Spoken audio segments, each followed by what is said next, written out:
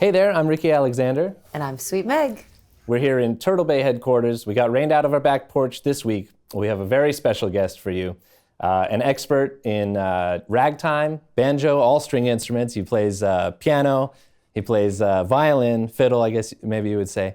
The great Jerron Paxton. Well, thank you, Ricky, for that marvelous lion introduction. What are we going to talk about? Well, we wanted to start by talking about, I don't know, your background and how you got into all the stuff that you do. I mean, I know we've talked a lot about your childhood and your upbringing with music, but I just would love to open you up on that and see what inspired you in early ages and how you got to be, you know, the musical encyclopedia that you are. I think the answer to most of that starts with poverty. There's nothing that will get you studying anything like having nothing else to do but studying one thing. And, you know, when I was a little kid, I got a hold of some ancient technology called an encyclopedia. My next door neighbor had a bunch of them, and I went in there and I looked up violins.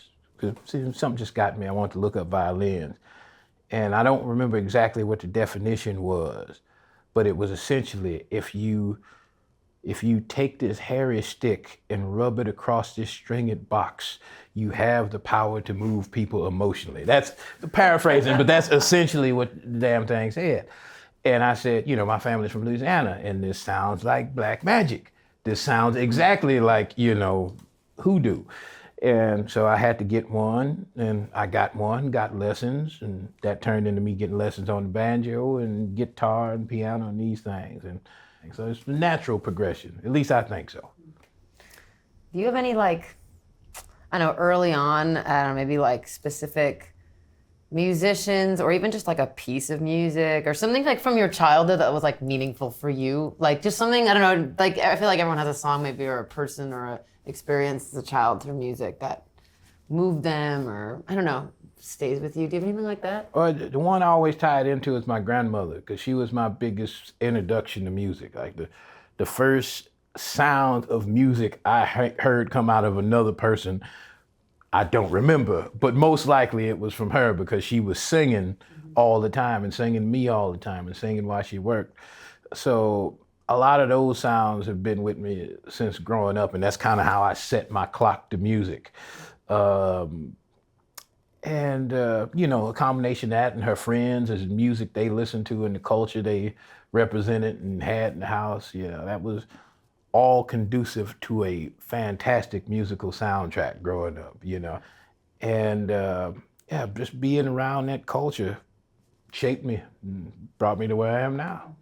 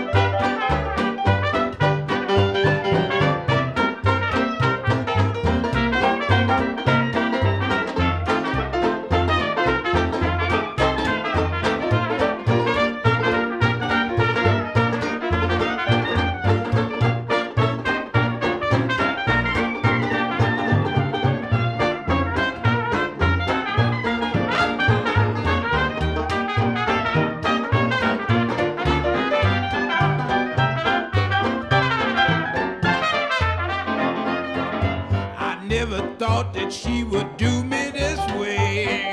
I never thought she'd lead old poor Papa astray. Now I'm all alone and I don't know what to say. Daddy's all alone, he might have known it. You used to treat me like a sweet mama should, but that old bloodhound didn't mean me no good. Now I'm alone just like a dog in the woods, since my best gal and turned me down.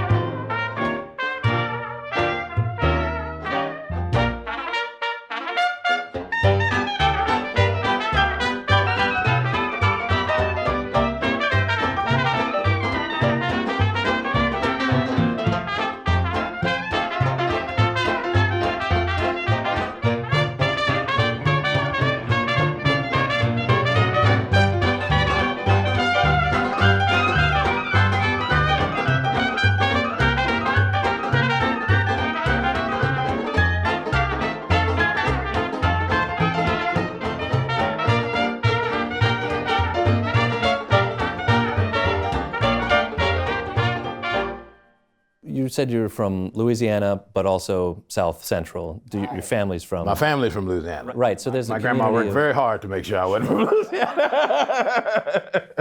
So there's a big community of people that moved from Louisiana to South Central, is that right? That is an old migration pattern. Sure.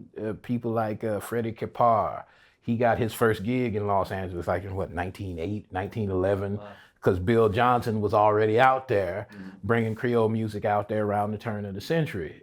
So there had been a huge migration of people from Louisiana, Creoles and Cajuns and Choctaws and black people and French people, all to out there. That song, 219, is about the train that goes out there. 219, Took My Baby Away, goes from Louisiana to Los Angeles. 217 is the one that comes back. Is that in Trouble in Mind? There's like the 219, Pacify My Mind. Is that the same reference? Same I always thing. wondered what the 219 was. You know the one they talk about, Mamie Des Dunes Bloom. 219 and took my baby away, but 217 gonna bring her back someday. So one goes that way and one comes back. That's interesting. Wow. So I think we just witnessed an example of something that's so impressive to me. Like everyone's pulling out deep lyrics from a lot of different songs. Sometimes we're here at some ungodly hour of the evening after playing a gig, and I've heard you go for 10 minutes of deep lyrics of like chorus upon chorus. Tell me about your process in learning these songs and retaining them and keeping them straight. Well, a lot of it is the natural process. I think Billie Holiday talks about that process. You just grow up listening to music, and not even grow up, you hear music. In her day, the popular music was actually top shelf. So you grow up listening to top shelf music. You don't have to know a thing about keys, musicality. You don't have to know anything to express that art. And it's kind of the same way with me. I grew up with that music as a part of my culture, and those stories, and the stories and the songs and all the background that goes to them, especially because I was that little kid that, I had manners and could sneak around older people and get their stories, and they were happy. The older people, especially in black culture and Native American culture, when they find a kid that has the manners and the respect, and they say, this one's gonna keep it going on when we gone, they will give everything to you. If you don't come asking, they will, hey baby, bye baby, You were the good kid. I don't necessarily know if I was one of the good kids. I was one of the kids that could get over. Yeah.